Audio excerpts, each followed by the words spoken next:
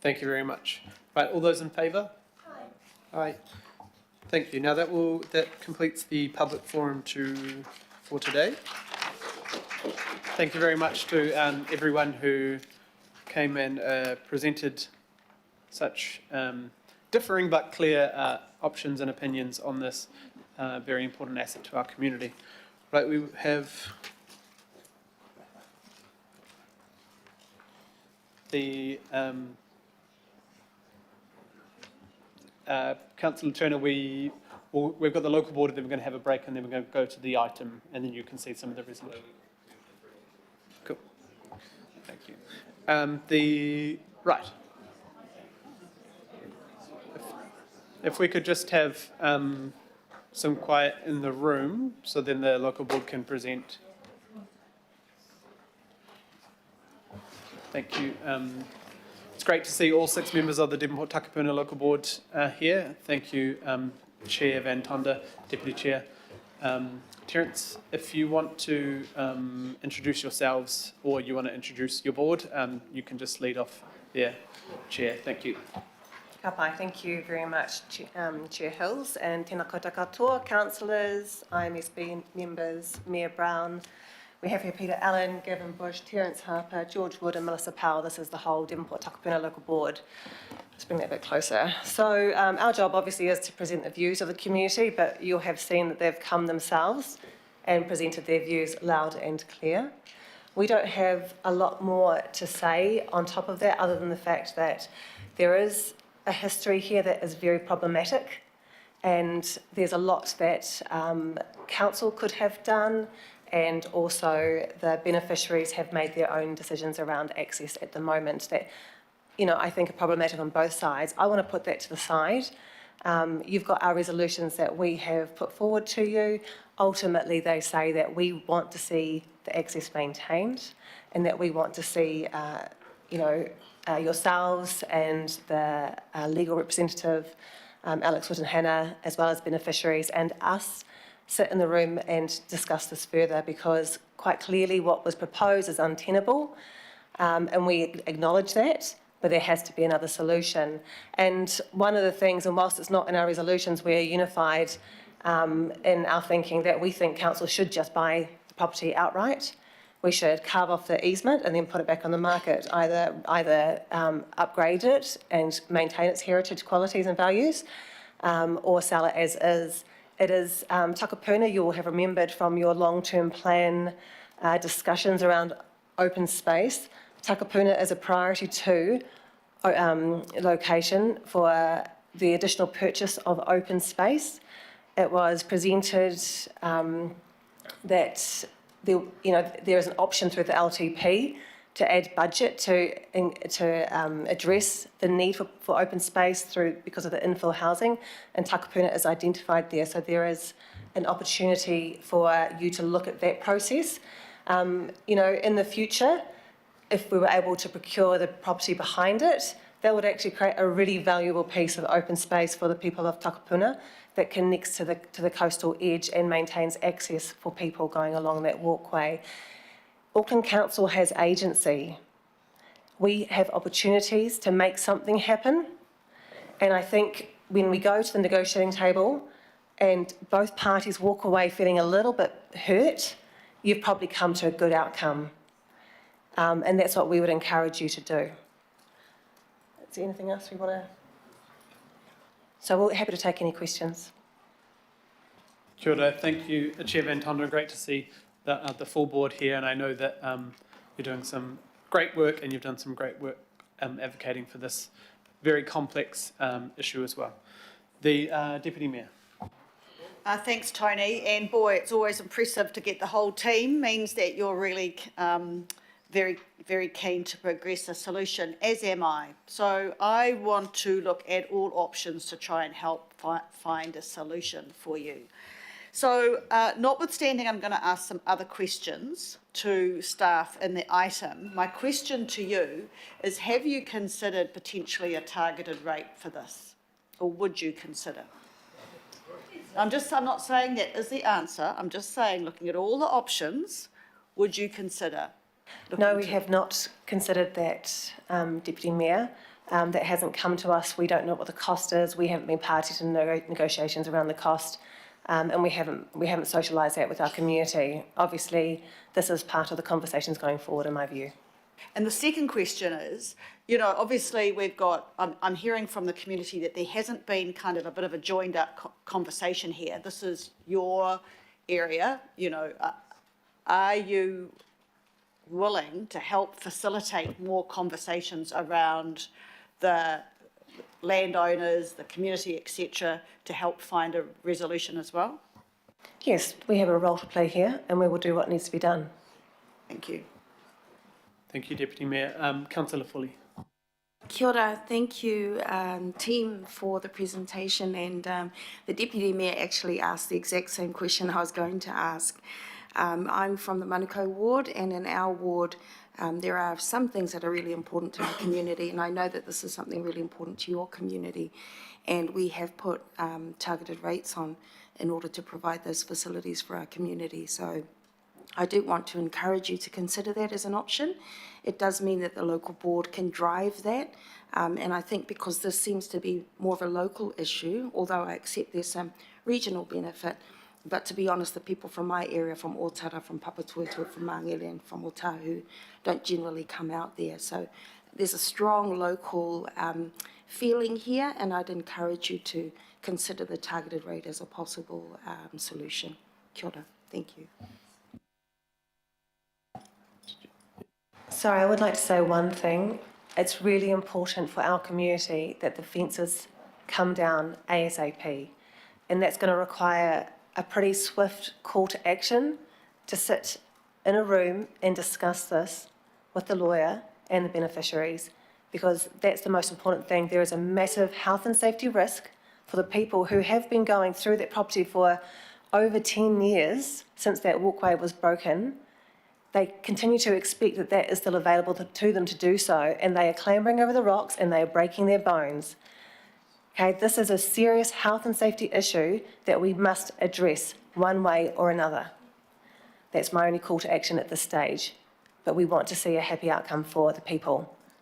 Kia ora. Are you saying that it would be a requirement to take down the fences before a negotiation started, or? No, I would like the negotiation to start ASAP so that we can get those fences down ASAP. Member Wood has something to say. Can I just say that we haven't been sitting on our hands over this. Last term, the chair in the first part of the last term, Aidan Bennett, he had negotiations with the beneficiaries. This is before Paul's death, and subsequently we had a meeting out at Ranui with the trustees for Anne Thurf, and Paul came to that meeting, and we also had another meeting with the beneficiaries, and Paul was at the meeting at the Albert Eden local board office. And the other thing is, we were not parties to the memorandum or heads of agreement in relation to this property. So that, you know, we've been working very hard, I think, to get a solution here. And I mean, when Rod Sheridan was in charge of community facilities, he had a lot of dealings with the family, and that just seemed to have dropped off the radar. And so, you know, and we tried to find out what was happening. He was saying and talking and promoting our idea of purchasing the property, taking off the track across the front, and then putting it back on the market. That was his way of forward. So, you know, we've been asking for that for, you know, a number of years now, and a number of terms of council. Thank you. Thank you, George. Just a question on that. And I have had questions from other councillors. There was a priority the board put on last term for the proceeds from To the Strand to be purchased, but then halfway through the term, the priority changed, which meant the money couldn't go on this property. Do you have any information about that? So we have an endowment property, which is Aotakapuna Library. It's number 2, The Strand, which I'll note is category B heritage listing, and it's up. We will receive the funds to give good community benefit. We would love to see that listing removed too, but we won't be doing that. The in that case, when we decided the prioritisation of the projects, an amendment was put that Member Wood and I supported to prioritise the first property, but the chair used the casting vote at the time to switch it around and put refurbishment of the library as the first priority, and this is the second priority. Thank you. Councillor Darby. No, you've just put my question. It's just been answered. Thank you. I thought there was some history there. Thank you. Yeah, thank you, Councillor Darby. Councillor Ferry. Thank you. So I'm interested in thinking about the need to formalise potentially all of this, not just this one property. So, I mean, probably a bigger discussion than we need to have today, or have the capacity to have today. But is that something that, as a local board, you've looked at? Yeah, I mean, it is quite a lot of the walkways that we invest in are, publicly owned land. This one is quite unusual in that sense of 72 separate landowners, none of whom are council. So what's your sort of the board's thinking, medium to longer term beyond this specific property about how we can resolve that? Thanks. Thank you, Councillor Ferry, for your question. Yes, we did put a recommendation that we would like the whole access to be formalised or that to be reviewed. There's some information in the officer's report around the cost of that. I think it was around 17 million possibly. We accept that it's really difficult. What we tend to see, and people who don't necessarily work in council all the time, who come into council, like pretty much this whole board, the thing that frustrates us most are all the reasons why we can't do something and all the potential risks, all the potential things that may happen, like we've got a crystal ball. It doesn't satisfy the common person. We have a problem, we need to fix it. And the rest of the stuff we will do as it arises. But right now, accessing that piece where people are hurting themselves is our number one priority. And we would look to have that bigger conversation later when all the other things in the city are fixed, and we might have some money to spend to formalise it properly. But right now, we have one critical thing that we need to remediate. That's all the questions we have, I think. Yep. No more? Right. Thank you all. Oh, I did have one last question. I don't know the history. Obviously, in the attachments, George, it obviously says that the councillors at the time supported the resolution to put the heritage listing on. Do you remember advice at the time on the specific? I know it was a number of issues going forward for protection, but do you remember the discussion at the time? I know you've had lots of conversations with Paul Firth, but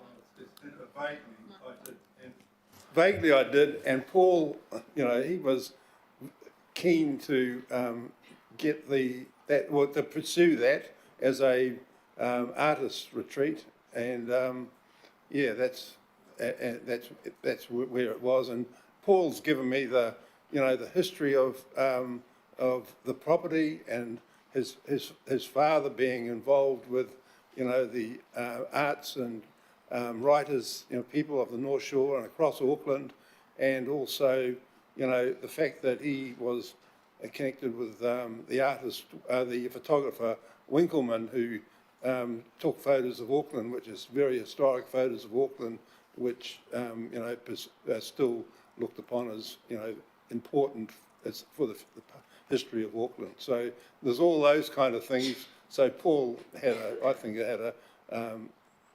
he was happy of that when I talked to him. Yeah. cool. Thank you, George. Yeah, for me, I was trying to understand because there's a lot of assumption that at the time the council just did it, but actually the politicians at the time, there wasn't a controversy around, as far as I can see in that first term of council, putting that forward for the protection, and that's part of our struggle here today. Mayor Brown, you have a question now? Yeah, it's a sorry situation at the moment, but people are walking ahead. Is there a sign there? This is the city of red cones. I'm trying to change that, but help yourself to plenty. Is the sign saying don't do this, or are they just wandering around and willfully hurting themselves?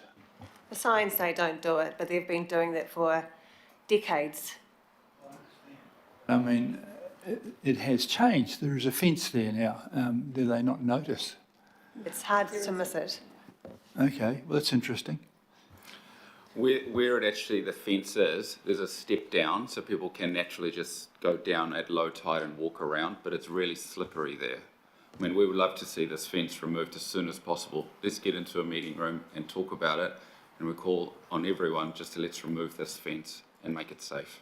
And then we can talk and find the long-term solution. Bit of concrete around the bottom made over the weekend. Thank you very much. They do it up north.